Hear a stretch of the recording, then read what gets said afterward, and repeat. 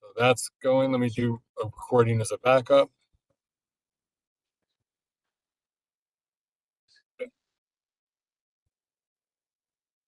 Okay, you're good. All right, thank you, Jeremy. Hey, everyone. Today is December 16th, 2025. This is the Housing and Land Use Committee meeting. We don't have quorum, but we're going to go through the agenda, introductions. I'm the vice chair and also the chair of the Housing Committee. We have folks coming, so they'll join us a bit later. For the conduct statement, please read that on your own. I don't foresee any issues today. Moving along, review meeting minutes. I know I sent some over for November. I'll resend them, Jeremy. No, I saw them the other day. Okay, so I'll just follow up with you to finalize them. Okay, Okay. cool. So, all right. Okay. Finalize. November 24 minutes. Cool. Moving on up to 2560 Boston Road Fine Fair. Next week, we're gonna have a formal presentation by the folks who are behind the 2560 Boston Road Fine Fair project. And I believe, Ted, you're on now. You're gonna come formally next month as well, right?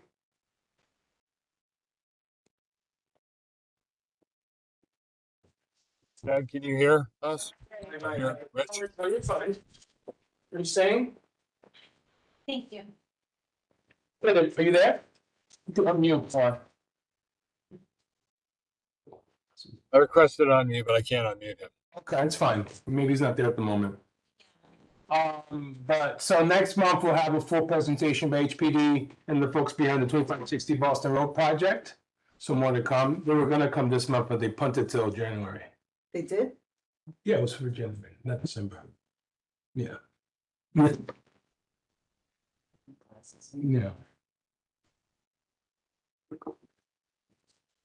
There you go, Ted. Can you unmute? There you go. I can hear you. How are you? Okay, how are you? Good. Thank you for joining us. Hey, Yes.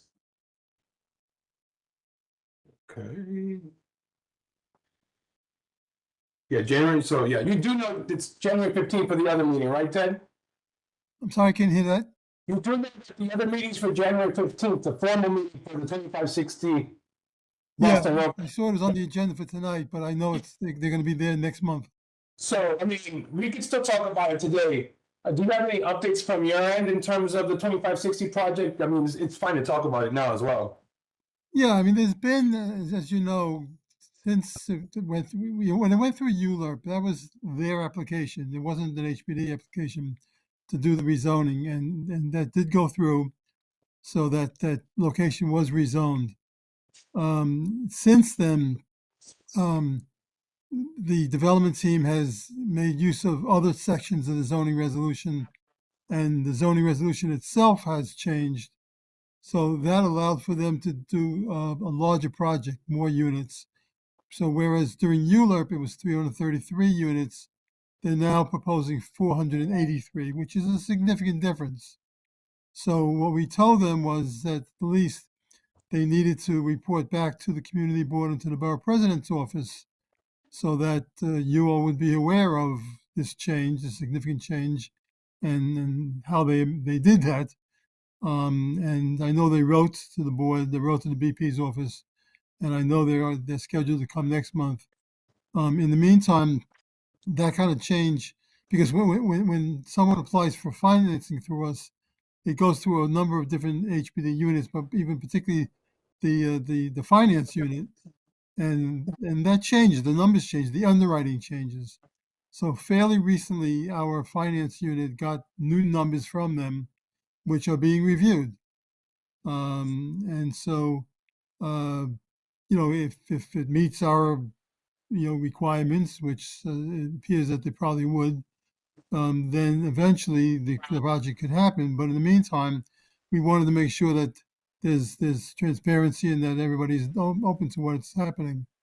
So that's really where it is. And I'm happy to, get on next month and say the same thing. But they'll be reporting on that. But like I said, things have changed in terms of, as you know, there were measures on the ballot this past November, and last year there was city of Yes. So by taking advantage of these changes, the development team was able to increase their proposal, and that's pretty much where it stands. Great. Is there a chance that they don't pass underwriting and they don't get financing from you guys? I mean, it's always possible as long as it meets the requirements. I mean, there's all kinds of review. It gets reviewed not just by our finance people, but also by our architects review the proposal. The planning unit reviews. But mostly it's a matter of numbers of financing, and how they're arriving at that. I mean, our finance people themselves, want to have a better understanding as to how they were able to go from it's really not unit count, it's square footage. How they were able to go from a certain square footage to a much larger square footage that allows or allows more units within the same square footage. So, I mean, we always say it ain't over till it's over. But it's a large project. It provides a lot of affordable housing, and so in that way, it's looked upon positively. But again, it has to meet our requirements. Great. I'll open it up to any questions you may have now. Not on my Yep. end. Anyone from the gallery have any questions? I'll open it up now, just since we have Ted talking. Feel free to unmic. Go ahead, Kay. And then Robert Preston, and then Diana Finch. It was actually Diana then Was Robert. first? Oh, okay. So, okay. Kay, you can go ahead. Oh, thank you. Are you sure? Because Diana and Robert were ahead of me. No, you were ahead. I saw it. Thank you very much. Good evening. So I'm not sure how it happens that the square footage can change. What concerns me is all the additional people that the additional units will bring into the area. Are the schools in that area prepared, for any extra kids? Transportation is another consideration. How is this going to affect transportation? And the size of the units. So let's say a unit was 700 and something square feet. If they add additional units, is that going to bring down the number of square feet? And how does that affect a person's rent? Right? So- Is the rent still, I'm sorry. No, it's fine. Just FYI for everyone asking questions, Ted's not changing the proposal. Ted's the financier, right? So the folks who are presenting the change in the proposal are coming next month. I think Oh, you kind of restrict your questions to the financing portion of it, or maybe the process part of it. Because he's not gonna tell you right now that why they're increasing the square footage, what's the architecture behind it, et cetera, et cetera. If that makes any sense. yeah, So no, I- absolutely. Absolutely. I'm sorry. I didn't realize. About the specific, the flooding, the infrastructure, et cetera. I mean, I think you should definitely save those for next month. But Okay. you can ask anything else if you'd like, in terms of the financing, or even other HPD properties. Actually, I'm not sure because I have friends that live off of Leidig Avenue, right? They live on Wallace, they live on Kruger, on Holland, and with all the properties that have gone up there, and those that are going up there, one of my friends keeps saying, "Oh, they're all going to be Section 8 buildings." I had to explain to her Section 8 is not the only voucher program, and this is not necessarily how they develop properties in communities like ours. So I'm not exactly sure. I know there's other voucher programs like FEPS and FAHEPS and all these different voucher programs, but it was an interesting question that she posed, like the differences in incomes and how many will be considered affordable or low income and how many will be, I guess, regular income or, whatever the normal income level is in our community. So I just wanted to bring that up that, people do have concerns. I do, with my limited knowledge, explain to them that it doesn't exactly work the way they think it does. But it does happen to be a concern in the community that these are all going to be, quote, Section 8 buildings. So I'm not sure how to explain to them. I got it in my head right now. So, Ted, how would someone know a property in their area is a property that's financed by HPD? Sorry, say again? How would someone, how would a community member, community person know that a new, constructed property was given HPD dollars or financed through HPD? Because we do know there's a lot of properties coming up, but we don't know which ones are financed by you guys. Okay, well, it's, how best to do that? Well, we have a requirement, any development project that proposes to use our financing farm programs of new construction, we require that they contact and present to the community board, if the community board wants them to. So any building, if they're gonna build it, and even if it's private site, and this is a private site, again, they are required, now they came to you originally because for a ULURP, because they were doing rezoning. But even if they're seeking if anybody is seeking financing from us, even if they're not doing rezoning, even if there's no ULURP, we still require that they contact the community board and inform the community board.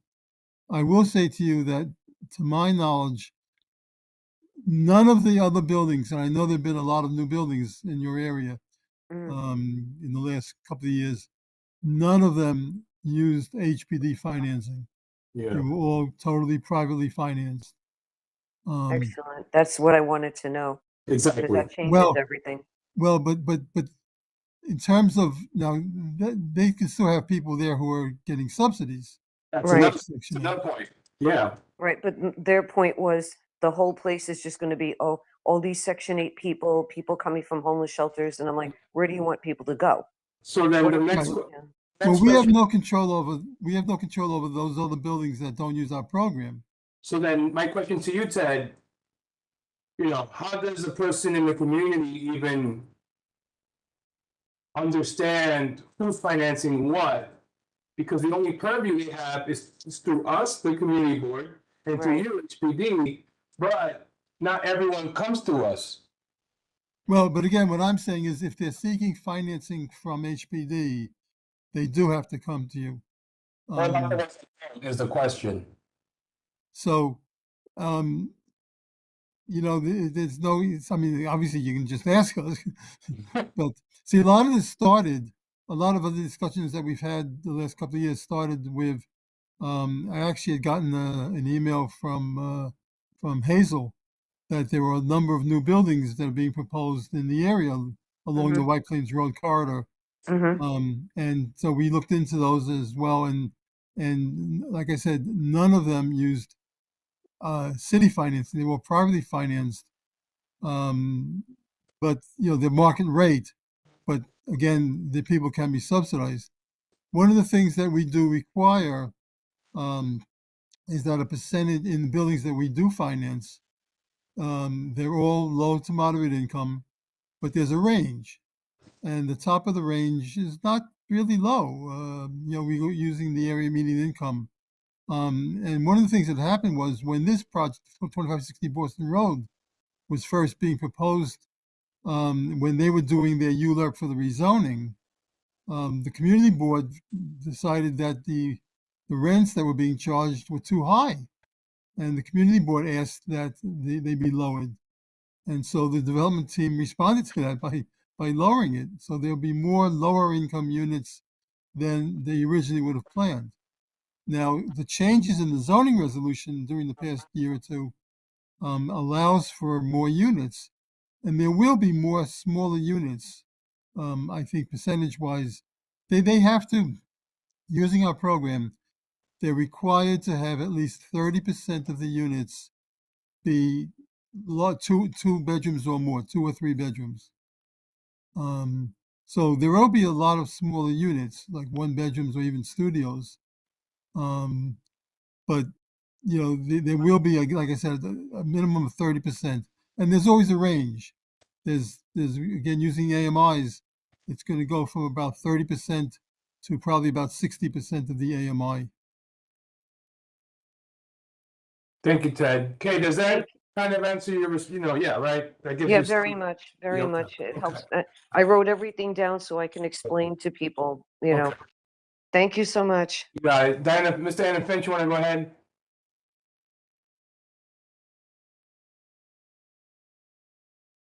Sure. So to follow up on Kay's question, the entire building is not going to be Section 8 or voucher tenants, right? There'll be some tenants that will be paying just on their own. At 2560 Boston Road? Right. Yeah, there will be, again, there's a range, and I don't have in front of me the distribution. There'll be some units at, let's say, 60% of the AMI. Now, originally, they were going to go to 80%, which personally I thought was okay. You know, I think this is a nice location. It's sort of on the edge between the apartment building area and the small home area. But, you know, the community board as a body felt that the rents were too high for the incomes. People in the area couldn't afford it. And so I think the proposal at this point has the top of the range is lower than it would have been under the original proposal. But they are going to have 30% of the units will be for formerly homeless. 30%? And then the other 70% of the units will go through the housing lottery. I didn't know that. So 30% is for the homeless. Yeah, for- Formerly. Formerly, yeah. formerly home. Okay, I mean. So the rest of my question is, there's going to be about 100 more apartments. Do you know yet how much taller the building is going to be? You know, how they're going to fit in? Because they're pretty much building the whole lot, And but just with to a courtyard. if you don't have that, don't worry about it, because next week they're gonna present. So if you have it, great, but I don't know if you have that information. Next month. Yeah, next month. Yeah, I is a- just wanted to know if Yeah, yeah, Ted same. knew yet. If you have it, you have it, but. I don't have the exact numbers in front of me. They are going to be slumber door buildings, because remember, between City of Yes and the changes that were just made, you know, in November on the ballot, you know, people can produce more affordable housing than they could have been, say, 3 years ago. Right. And if they have more affordable housing, they can build higher. Mhm. Yeah, they get a bonus. Yes. Yeah. I was just wondering if you knew how many stories higher it's going to be, like physically, how much bigger the building's going to be. It's somewhere in the lower teens, I think. Yeah. I think that's what it was before. Okay. Okay, Thank you. you're welcome. Robert Press, you're to bet. Okay, so this is gonna be 30% formerly homeless, Ted? Yes. Not just 15% as the city council law said, that it had to be only 15%? Well, the law that the council passed is 15% is a minimum. Okay, and the other 70 is gonna be Housing Connect, correct? Yes. So that means that it could be no one from the community board getting in there, because Housing Connect takes from all over the city and beyond. Well, there is still a community preference. It That was eliminated. wasn't eliminated, it was reduced.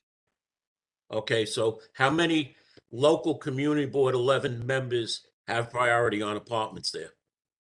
Well, it was for a long time, it was 50%. It went down to 20%. So 80% of the people will not be from the community board. Well, will not get preference. Okay, There's and- nothing to say that it can only be 20% from the community. I mean, one of the things that we recommend is when projects are being proposed, and then when they're ready to start marketing, you know, notify the senior centers, notify everybody. You know, the community board gets informed, and it could be, the word should be spread around that there are people can apply. But knowing some of the newer buildings with at least 15% of the homeless, formerly homeless, the buildings deteriorate very quickly. And I'm talking about buildings on Webster Avenue where this is happening in Community Board 7. So if you're putting 30%, I can't see people who, you know, in a higher income level wanting to live there. Well, I don't think it's accurate to say that the buildings which have a preference or set aside rather for formerly homeless deteriorate more quickly. I don't believe that's true. Well, I've seen it in many of the new buildings, like I said, on Webster Avenue. Well, And- you may know something specific in Webster Avenue, but I will say in general that that just isn't correct. Okay, so it was going to be 12 stories and it's going to be 1/3 more apartments. So we could be looking at a 15 to 17-story building, much like on Riverdale Avenue by you, that new building. You know, might stand. I'm not recalling the exact height of. Let me see if I can quickly pull it up.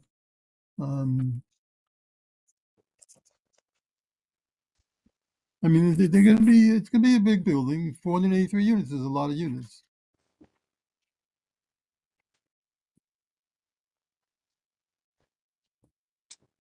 I don't want to hold you up. I don't have that handy.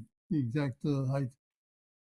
All right, we'll have to wait till next month when the builder comes in or the Yeah, and developer that's good. comes in and tells us, okay? Questions, Thank you, Ron? Ted. Have a good night. This is great. Thank you, guys. So we can hold it again till next month. I'm gonna ask you something controversial. I'm looking up I mean, Ted, you know about the fire that happened at 2910 Wallace Avenue, right? Yeah, I'm aware of it. Yes. Okay, so, I mean, some folks may say, you know, myself included, you know, why not give these folks preference to this project? Or how can we try to get them preference? Because there's still a lot of them homeless or in transition, called it transitional housing, you know? This is a question that will come up, I'm sure of it. So I think that's something HPD should be prepared. Because they're gonna come and ask us, and we're gonna have to ask you, and we're definitely gonna ask the sponsors next month at the meeting. But the logic would go, you know, if you're holding, let's say, minimum 20% or maximum 20%, the tenants in this building could be from this community.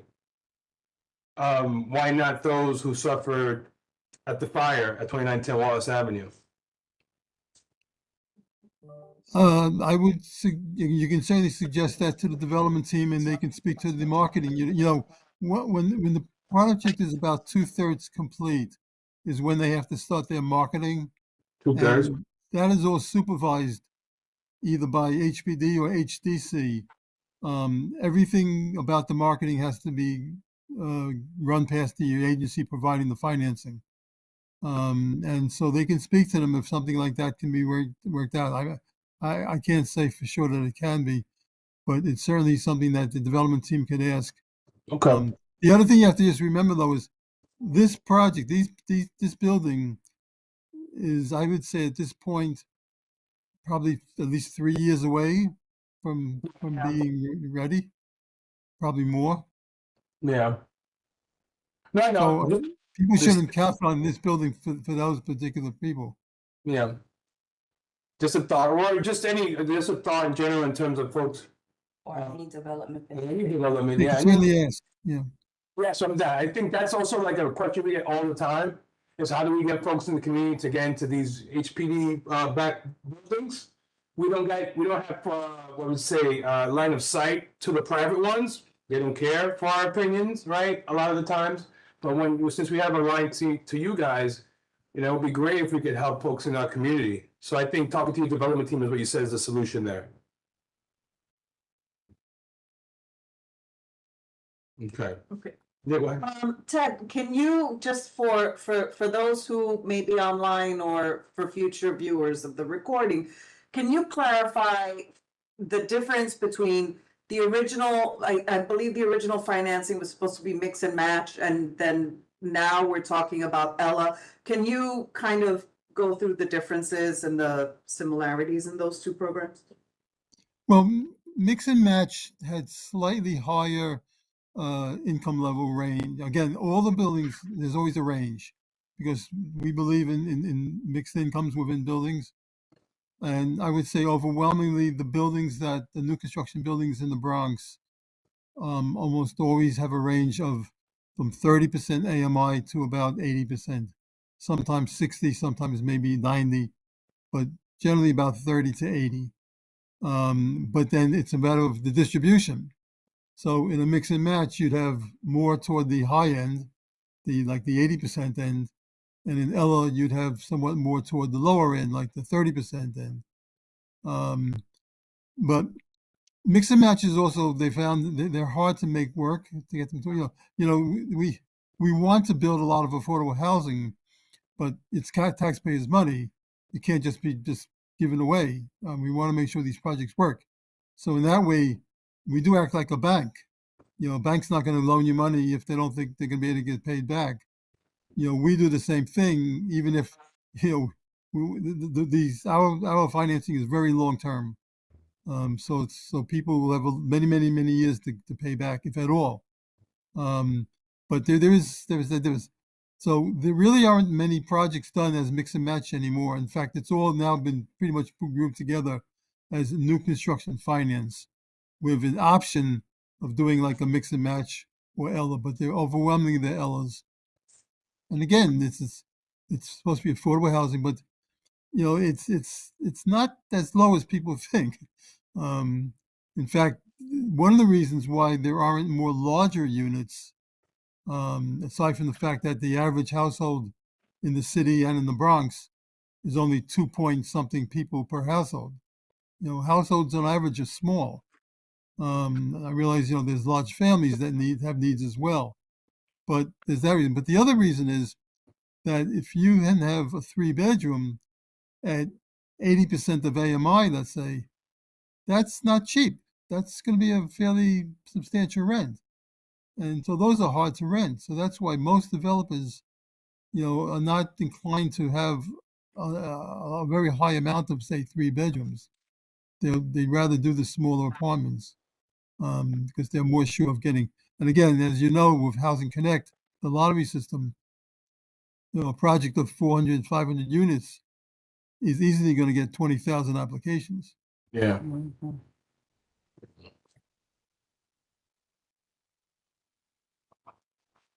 Any other questions? Anyone online? Any questions for Ted while we have him? Yeah, no. So next month, like we said, the sponsor of the project for 2560 Boston Road will be coming here. Ted will be joining us again. We can have a fulsome meeting there with questions and answers. If nothing else, we'll move on to the gallery session. Anyone here want to say anything? No? Anyone online? Ted, do you have anything for us? Well, I just wanted to say one thing, because I'm pulling out here the numbers.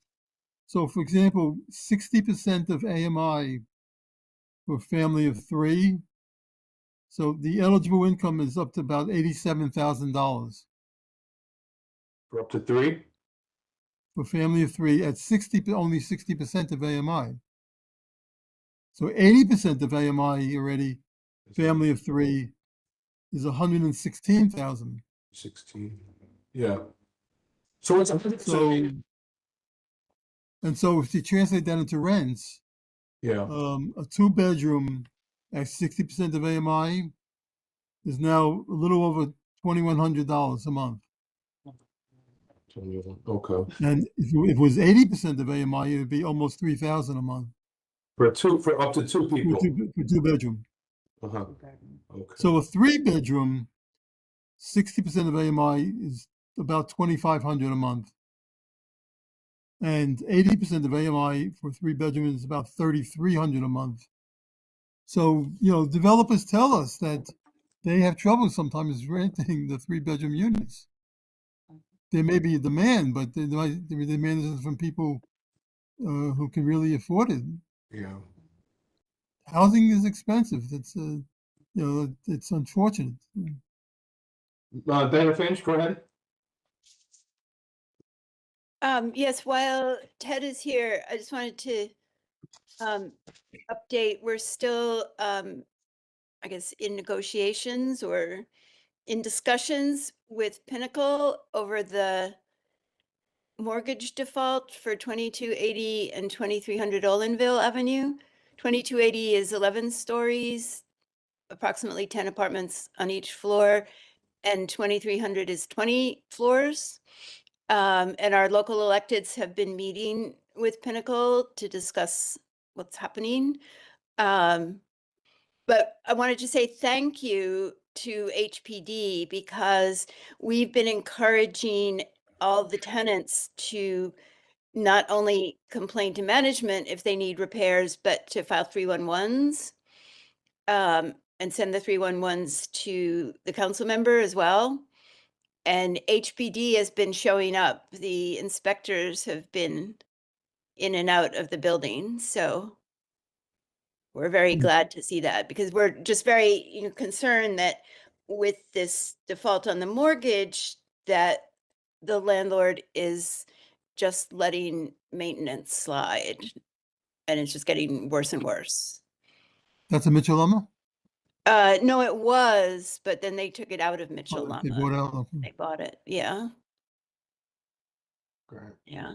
So Awesome. yeah, we'll see what You happens. know what? And there's yeah. apparently there's a union now of Pinnacle tenants who are mostly the tenants from the buildings, I think in Brooklyn, where the landlords said put them into bankruptcy. The buildings, you mean? Yeah. Okay. But they're expanding the union to any tenants citywide who are in a Pinnacle building, no matter what the state of the Pinnacle building is. Interesting. So we'll see what happens. Oh yeah, that's. But also they're saying that one of the big reasons they had to go into default is that, costs have risen and particularly the insurance Yeah, that's fact. gone up 150%. That's a fact. But- yeah. But nobody seems to have like much information about how that happened or why that happened, or So I mean, I don't know if Ted has any Well, I sit on the. I mean, insight on this. my co-op, and I every year our insurance has gone up 20%, and Yeah. the reason that is at least 20%. The reason that is the insurance companies are buying each other out, and there's less competitors. Oh, So because there's less competitors, folks right. are just raising the prices. So what we need is more policy in terms of Yes. regulating the insurance folks. I mean, yeah, to a Right. point. What have you seen on the insurance front? Ted, do you have any insight on the insurance Only situation? that it's a big problem. It's gone up Yeah. a lot in all ways, in all aspects. There's been tremendous increases in insurance. Yeah. But not for any one reason. The insurance companies would tell you that they need it in order to continue. That they it's a business. They want to be able to take in more than they have to pay out. But we hear it all the time. Projects that have difficulty getting insurance. Because it's so much. Yeah. Yeah. I think that's the next front of this battle. I think Diana, is just talking to elected officials so they could get right legislation. on Right. this stuff. I think that's the only way to manage it. Right. Not that it's just gonna go kind of, it's the wild, wild west. They can set prices to whatever, and we have to kind of just take it, so, Mhm. yeah. That's a big problem. We'll talk about that. Insurance. Right. I was wondering if it had anything to do with the fact that buildings are like aging out and there were so many built, at least in our area, like in the 60s, and their elevators at the end of their useful life and the roofs all need replacement now. So just the age of the buildings, of so many of the buildings. What we can Well, do that's is, that's true. Yeah, Right, I was just gonna say that's definitely true. I mean, we always say a building is like the human body. That it gets to the point where you need to upgrade or maybe even replace, and things do wear out. There's a useful life schedule, how long things are supposed to last, but we think of we think of housing in terms of pre-war and post-war, with the war being World War II. And we used to always think, well, the pre-war with the older buildings, the post-war, are pretty new, except, that it's not so new anymore. If a building was built in the 1950s, that's not so new anymore. That's could be 70 years. And then again, things give way. Definitely new boilers, definitely new roofs and windows. Plumbing may have to be redone. These things do add up. But we have actually, and I should mention it again, we have, in addition to new construction, we have programs that finance what they call just preservation, rehab. It used to be, back, when I had the office in Pelham Parkway, we used to do these 8A loans that were just low interest for new boilers, new windows, new plumbing. But there still are programs. Fortunately, the interest rates at the banks are a lot lower than they were then. But these things do add up.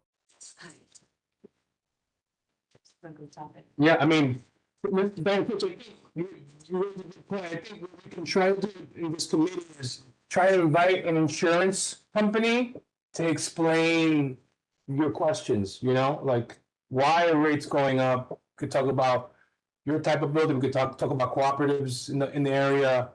So maybe we can have that in February.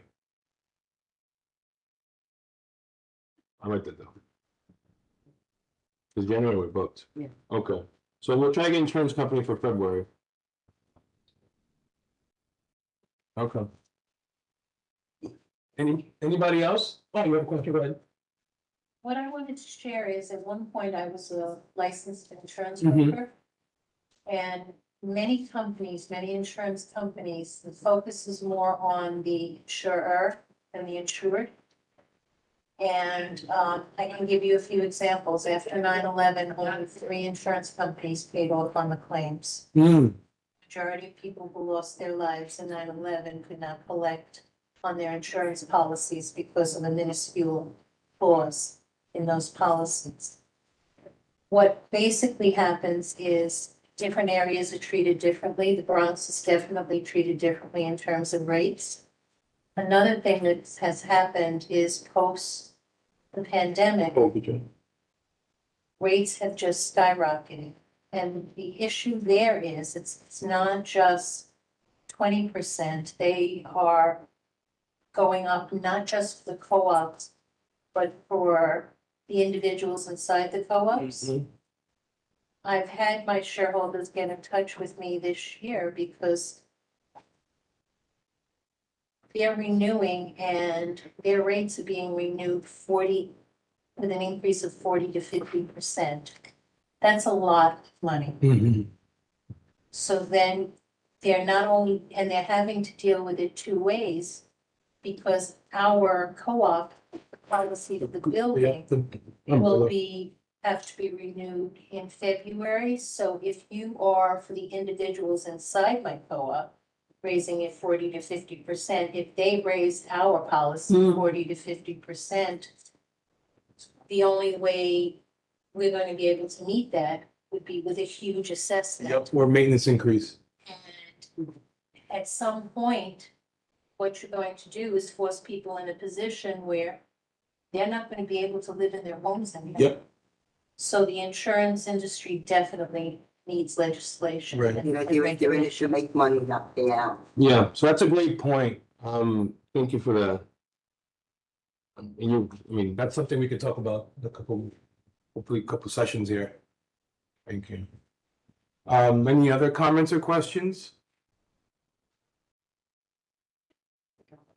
Yeah, no, I think she's, Dan, you don't have anything else, right?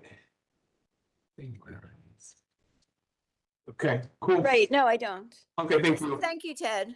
Yep. Thank you. And thanks, HPD, for showing Thank up. you.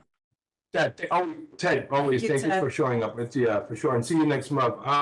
Motions, we have none. I don't think we have no quorum anyway. Old business, none. New business, I don't think you have anything? No, okay. All right, we're gonna motion to adjourn. Give me 1 second. Quorum. All right, thank you, everyone. See you next month. Thank you, Ted. Have a good night. Happy Okay, holidays. thank you. All right. Thank see you, ya. Ted. Have a good holiday. Great discussion. Thanks, everyone. Thank you, everyone. Bye. Okay. Cool.